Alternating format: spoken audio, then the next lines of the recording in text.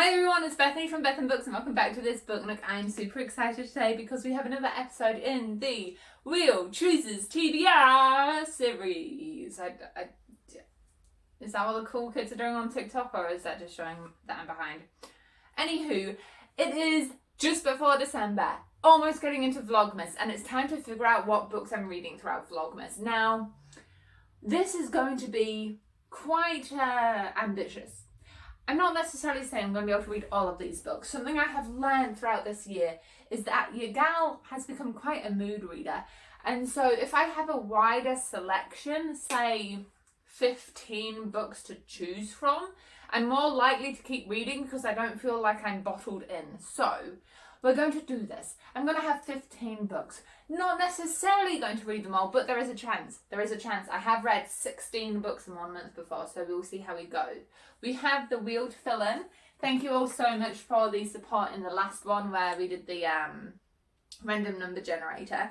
I'm going to switch back to the normal system just because you may have seen in the not so recent, not so long ago past, a few weeks ago, I shared this video where I unhauled a whole bunch of books. So actually this shelf here are the books I'm still selling. There are over 100 of them. And so we are selecting books from my own collection, these 3 shelves. And I do want to make some progress. I do want to read some of my own books. If I have to go to the library, I'm going to try avoid it. I'm going to try my hardest to pick books from my own shelves. Another goal of mine is to finish some arcs. I've got a few books that I have started. Let's shake them up again. That I have started that I haven't finished yet. I think there's 5 of them, so I'd love to finish some of those. Alphabet Roulette. Childhood. I don't want to read any childhood faves, so I'm just going to take that out. The newest release I have on my shelf, a classic, a sequel, kind of afraid of. There we go. The rest can be put back in their little holster.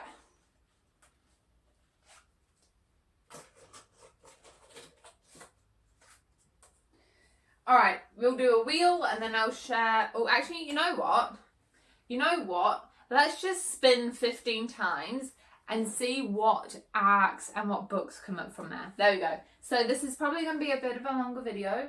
We're going to see 15 books. I am about to go into school holidays, so there is a lot of potential. I'll pop them up here. So yeah, grab yourself a cuppa, grab yourself a snack, and if you like this series, please consider leaving a cheeky like and subscribe to help a small booktube out. That could be your Christmas present to me. Okay. Sorry for that plug. Let's do this.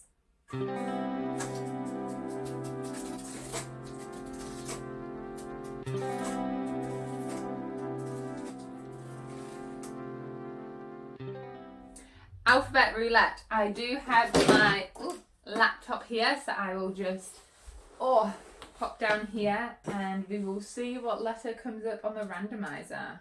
Random letter generator. Random letter. Whatever comes up doesn't count, is the next click. Generate. H. Okay, H it is. Also, if a book begins with the, it's not going to count. Letter H. Oh, alright, let's move you aside. If you guys can hear the piano, neighbours are piano teachers, so apologies for that. But I have gone for The House on the Cerulean Sea by TJ Klune, H for house. This is a book I've been wanting to read for a hot minute because of all the fanfare TJ Klune has had recently on Instagram. And recently his Under the Whispering Door has been popping up, but this is his first book, hence why I got this one, not the other one. This is a gay, male, right. I mean, V.E. Schwab has blabbed it, saying it's like being wrapped up in a big gay blanket. So we have Linus, who leads a quiet life at 40. He has a tiny house and a devious cat, and his beloved records. He's in charge he's part of the department in charge of the magical youth, and he spent many dull years monitoring those orphans. Then one day he is summoned, given a high-class assignment. He has to travel to an orphanage. Oh gosh, 6 dangerous children reside there, including the Antichrist. And there he meets a charming, enigmatic guardian called Arthur Parnassus. Dope name. Alright. Oh, actually, I got a read me basket. You can go in my read me basket. Why didn't I think of that? Dum Bethany. You silly Billy Bethany. Alright, that one is being replaced with Hated Author. I don't have any of those on my shelf because I would have unhauled them. 1 star rated on Goodreads. No, won't be on my shelf. We have Genre Generator. Genre Generator. Alright, for book number 2.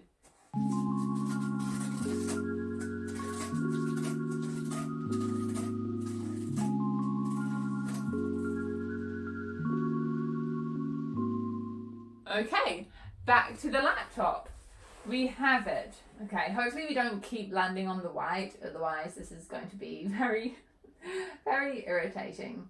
Alright, technically I think this is for movies, but we're going to do it for a book.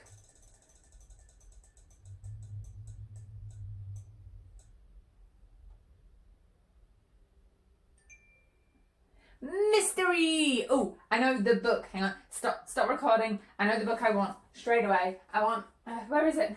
Where is it? Where have I put you? Where are you? Yeah.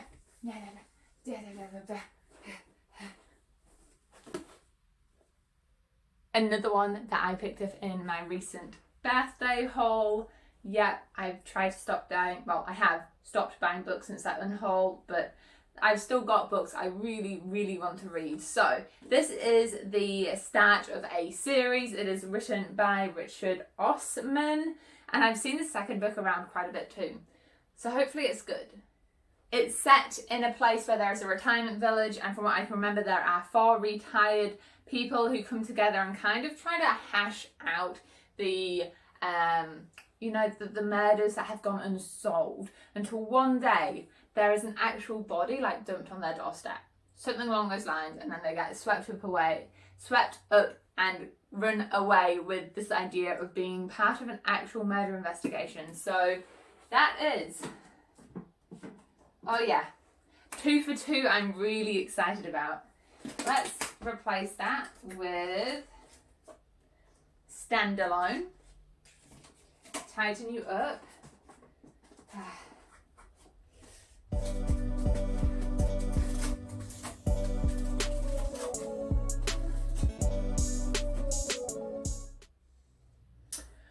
One that I'm kind of afraid of. Now, normally I would take this to mean a big book, but I really don't want to read a big book. However, I do have some arcs that I would probably be able to get into with that prompt. Do I? The Van Life Murders could be one I'm kind of afraid of. Afraid of it not being good. This was sent to me by, this is like a own published. Is it own published? It's like a very small publishing house, and the author's single promoter reached out to me. And also this is based off true things. So the scariest books for me are the ones which are pretty much, they are real, but there's something about them that freaks me out. So this is The Van Life Murders. This is written by Taylor Cluster, and let me just remind myself what it's about. Alright, so our main character is called Hayley Andrews, and her life is falling apart. It's not doing so well. So she makes a decision to sell everything, sounds like me in my books, and gets a van and lives that hashtag van life, going around, glamping, just packing up wherever she wants, until she begins to connect the dots between a series of suspicious disappearances of other young van life women who have travelled her same route.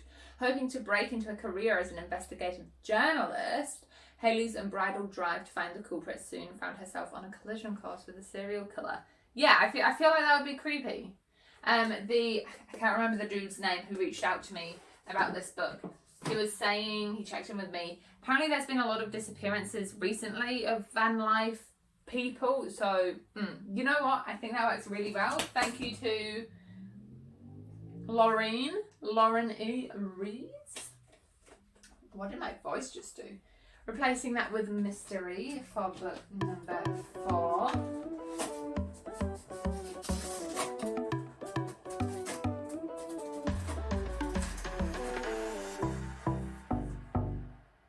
Oh, a second chance book. This is good.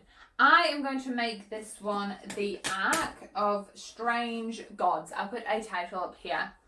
I started reading it a while ago and I got to, I think, almost 100 pages and it was fine. It was good.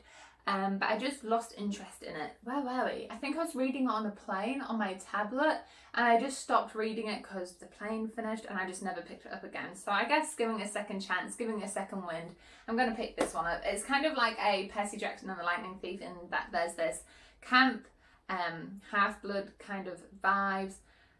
But the people themselves aren't magical. What happens is our main character suddenly gets sucked into an alternate reality where there's this weird god who just really wants more stories. So he's constantly seeking out more stories.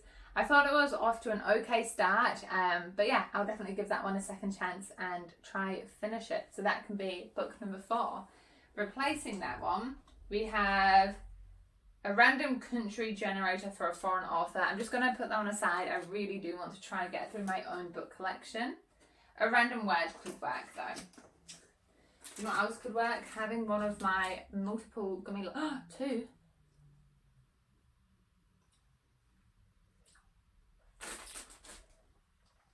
This is an excessive amount of gummy worms, but I am here for it. Next spin for number 5.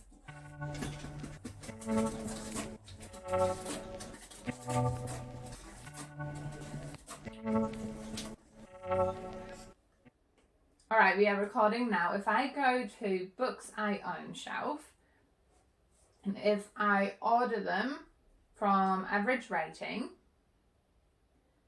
so the first one, that's 4.5, like 4.6. I'm not up to that part in the series.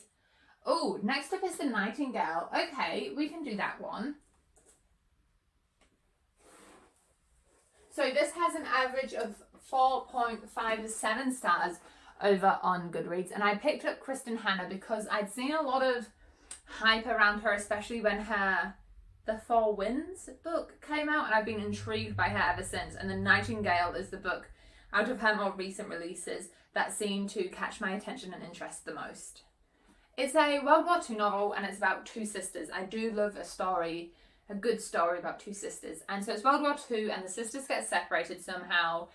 And basically we follow each of them, I believe, as they go down their very different paths and experiences during World War II.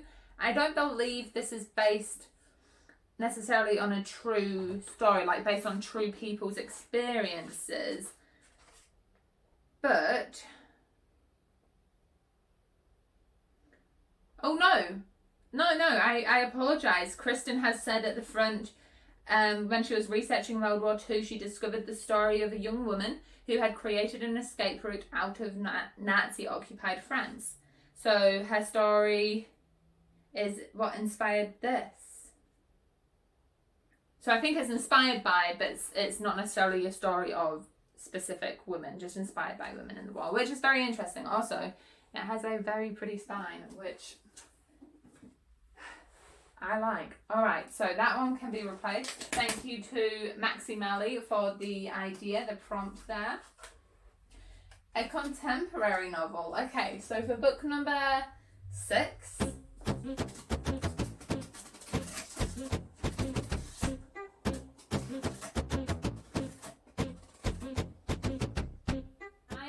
If I do that, I don't know if my zooming in will show you. I believe that is back on contemporary. Alright, let me just have a look at my shelves and see what I can find for contemporary.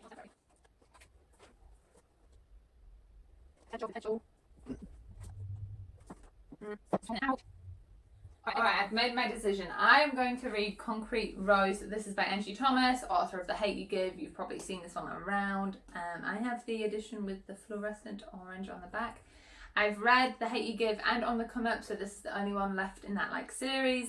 This one can be considered almost a prequel to The Hate You Give, as it follows our character's father from that book. This one's father, right? Right? I think so.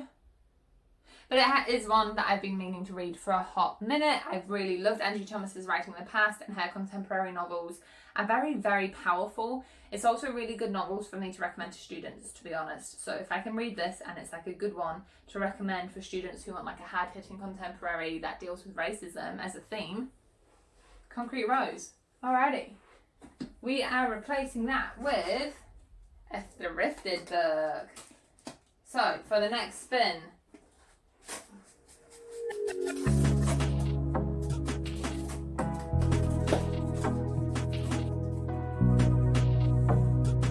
oh, well, I think that one's gone back to the newest release. Okay, back to Goodreads. What is the newest release on my shelf? So we're back here, but this time I want to add, I think I need to, date published. Thanking you. Date published. What was it? The newest one. So probably a 2021. The Final Girl Support Group. Okay. Oh, whereabouts have I hidden that on this shelf? The Final Girl. Found it. This one is The Final Girl Support Group. This is written by Grady Hendrix. Now I read his The Southern Guide to Slaying Vampires. This book for a What the Hype episode, and I thought it was an interesting book, interesting writing style, but it wasn't quite for me. But this one I'm really excited about. He was good enough, had an interesting voice that I wanted to read more of him, so when this was announced I was really into it. Basically, let me get this right, because I don't want to do it an injustice. It sounds just as good as I remember. So our main character is Lynette, and she is a survivor of a massacre. And basically, this book revolves around a group of survivors. Lynette and 5 other women who have survived some sort of event, and they come together with therapists and basically like group work through their trauma and their healing, until one of the girls misses her appointment, the group chat time, and she's gone. And Lynette realises they're all being hunted down by the people who didn't succeed in massacring the first time. Gory, bloody, sounds terrifying, and I'm really excited for it. I've mentioned before, and I'll say it again, I have a weird love of books where there's some sort of list, things get checked off, and in a very gruesome way, this satisfies that list because the girls get checked off by the sounds of it. Alrighty. Thank you, newest release. You are being replaced with recently returned shelf. It's for library books. You can be paused on the side. Highest rated. I feel like that's very similar to the 4-star one, but we'll put it on there because we do want to read the good books. Let's go. What are we up to, guys? 1, 2, 3, 4, 5, 6, 7. Book 8.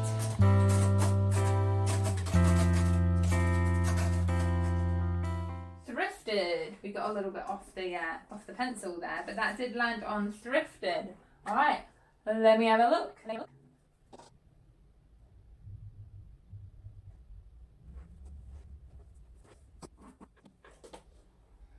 Alrighty, I've gone for one by E. Lockhart called We Were Liars. This has actually been blurbed by John Green, and you can see it's thrifted. Where's the sticker? 5 buckaroonies. The back is like this almost poem vibe. A beautiful and distinguished family, a private island, a brilliant damaged girl, a passionate political boy. A group of 4 friends, the liars, whose friendship turns destructive. A revolution, an accident, a secret. Lies upon lies, true love, the truth. A modern sophisticated novel from finalist and award honoree E. Lockhart. Read it, and if anyone asks you how it ends, just lie. Ooh, okay. Not gonna lie, I picked this up because it seemed familiar. Is there a Netflix adaptation of this out there? I don't know. I also picked it up right now because it's small and I'm being very ballsy. That's one word for it. I'm being very ballsy, but I'm very excited for this lineup. Next one, that is being replaced with, oh, I picked up two there. Oh, but they're literally both the same thing. Pretty cover. I'll go for the one which Books for Life 46 suggested.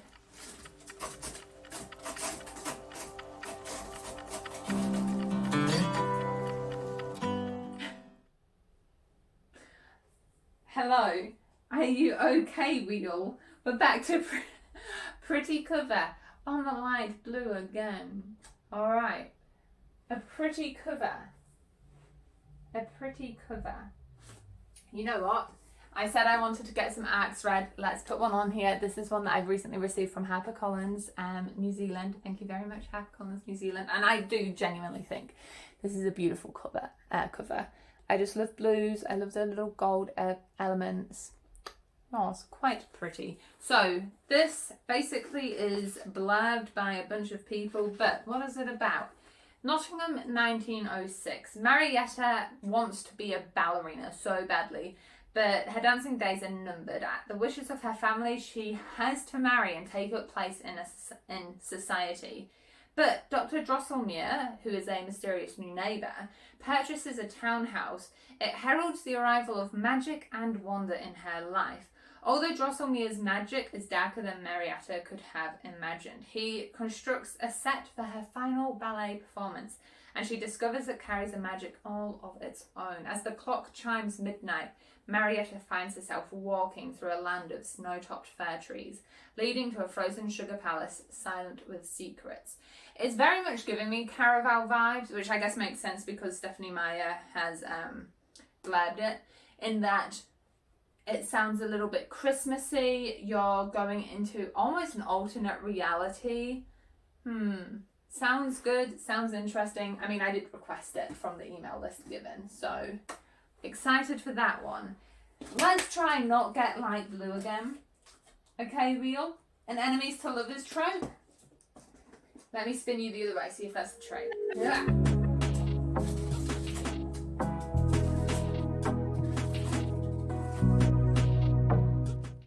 I honestly thought start a series. I've got so many series that I want to finish. I don't want to start a series, but I will.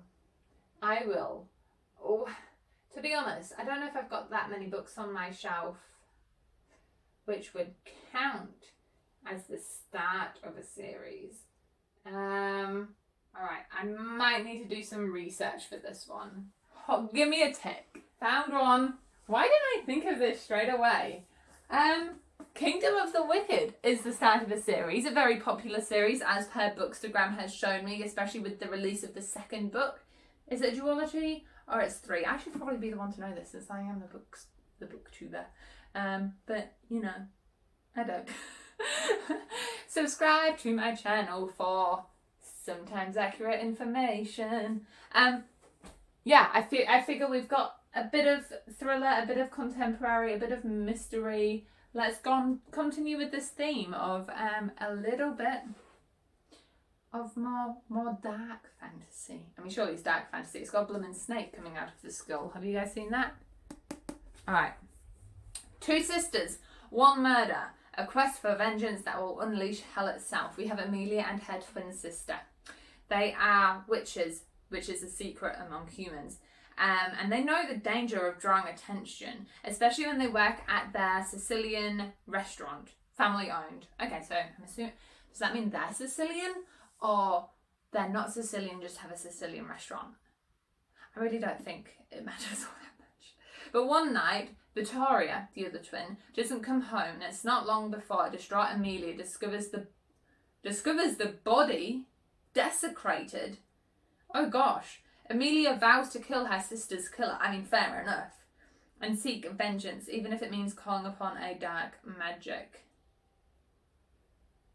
Ooh, it sounds like this could be an enemy to lover or have a romance subplot too, which, you know, I'm always a sucker for that. 1, 2, 3, 4, 5, 6, 7, 8, 9, plus that digital one. We've got 5 more spins to go, darlings. Let's get rid of this one. Oh gosh, I picked up way too many. Author blabbed. I don't like that prompt. Ask a friend. My friend could be Titus. I made that seem like I have no friends. I do. I have friends. I just didn't want there to be any like wedge. I want to know what books I'm reading straight away. I thought graphic novel or manga. Alright. This is the manga I have. I can finish Tokyo Ghoul. Finish Tokyo Ghoul. I'm about 3 volumes off finishing. I'm so close to finishing. It's been alright.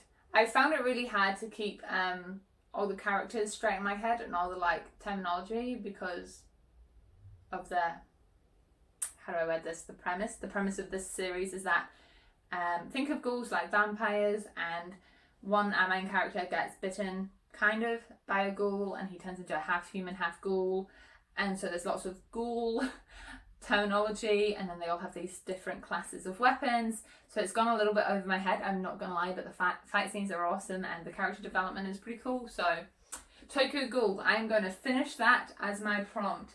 So that was book 11 being replaced with a random number off my own unread shelf. Let's go for number 12.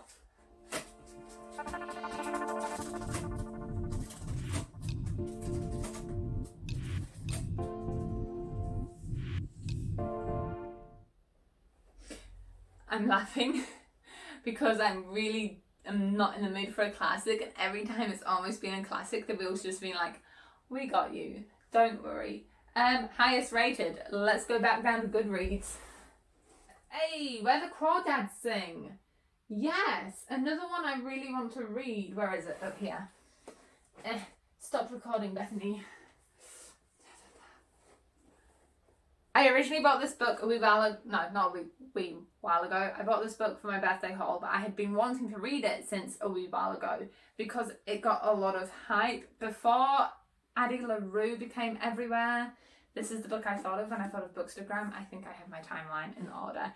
This book I have just seen everywhere, and I was going to do a What the Hype episode, but I feel like the relevance for it is gone, and instead I can just talk about it in a vlog or something like that. That makes sense? That makes sense. What's it about?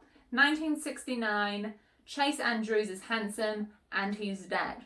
The locals immediately suspect Kaya, the so-called Marsh girl, but Kaya is sensitive, intelligent, and survived for years alone, finding friends in the ghouls and lessons in the sand. That's quite poetic.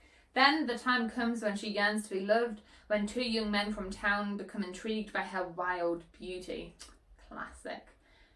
Kaya opens herself to a new life until the unthinkable happens. Alright, so the bet is, right, that the 2 dudes, one of them is the handsome one that got killed, and the other one is the one that killed him and then is framing Kaya. I mean, it's probably not that. I'm probably just shooting empty bullets, so to say. Alright, I'm very interested in this. My read shelf is full. We'll just pop it up there. How many is that? 1, 2, 3, 4, 5, 6, 7, 8, 9, 10, 11, 12. We've still got 3 more to go, guys. Let's keep it rolling. This is so much fun. My mum picks.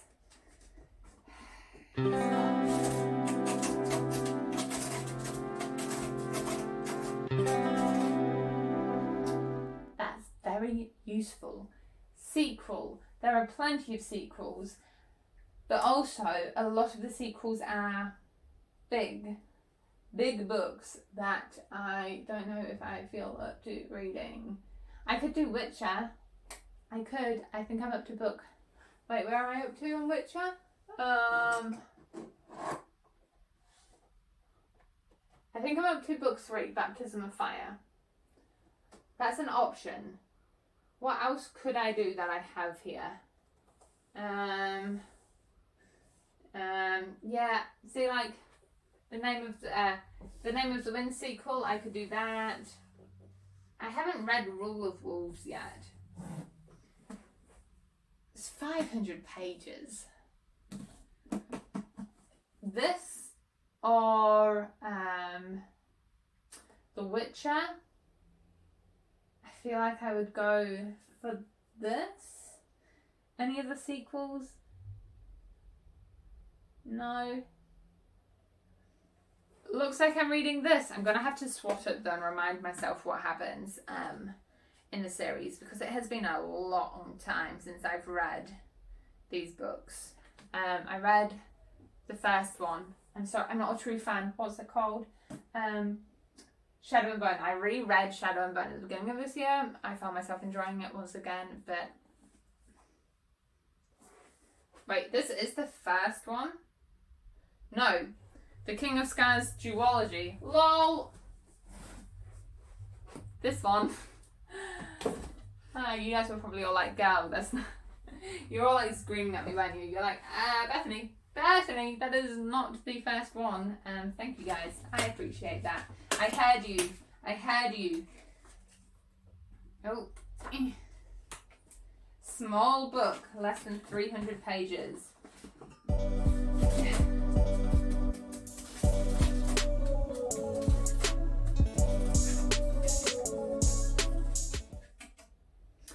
That is brilliant, because a lot of books that I really want to read are new authors, and I already know what one I'm going for, because King of Scars seems kind of big and daunting. So I'm going to pick up Ocean Vuong's On Earth We're Briefly Gorgeous. It's nice and small. I've not read from this person before.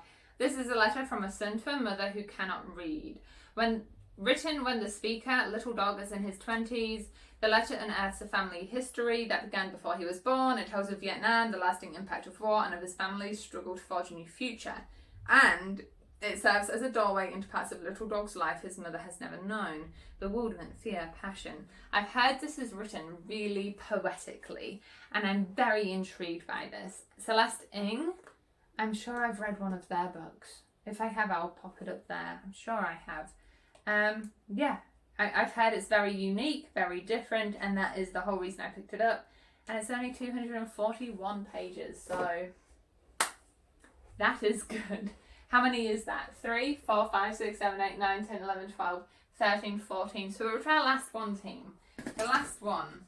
Prompt is name and title. And our last spin is...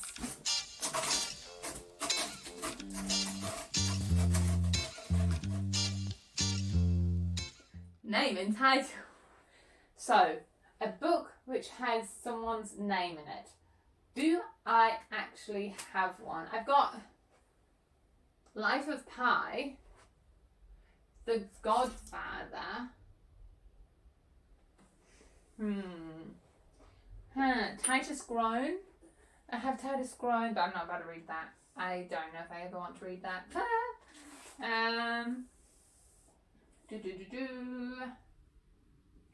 Is Ender's Game about someone called Ender? Oh, it is. You know what? I think I'm going to go for this one. I've just been wanting to read this for so long, and I don't have heaps of sci-fi here, so I feel like that'll be a good balance. It's just classic. Ender's Game, I've heard, is basically one of the like technology, futuristic science fiction books of its time. It really was a doorway into a world of other novels like Ready Player One, which is quite a popular novel. So Ender Wiggin is Battle School's latest recruit. Love a school trope. His teachers reckon he could become a great leader, and they need one. A vast alien force is headed for Earth, its mission the annihilation of all human life. Ender could be our only hope, but first he must survive the most brutal military training program in the galaxy. Yeah, I'm down for that. At Battle School, fighting is compulsory. Cool. It's not too long either. 320 pages. So, I might actually move that out of there so I'm not accidentally hurting it in any way. We have a nice host of books. All books I am very, very excited for.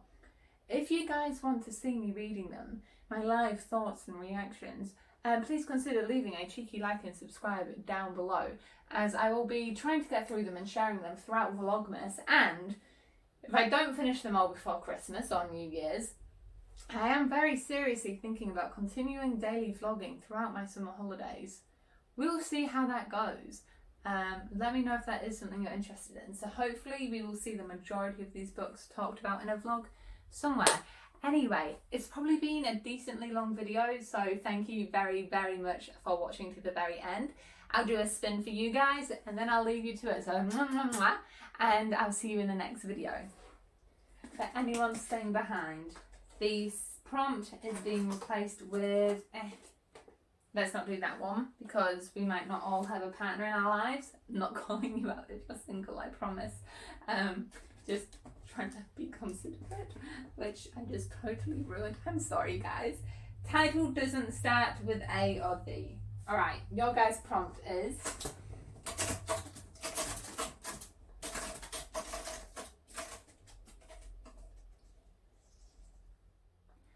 Instagram influence. So a book that you've picked up or are interested in because you've seen it on social media, or alternatively just one that you've been influenced to pick up. Maybe your friends recommended it to you, maybe you've just heard it in a podcast, who knows. If you have used this prompt, please let me know what book you pick. I'm always eternally curious. And with that, sayonara. Bye guys.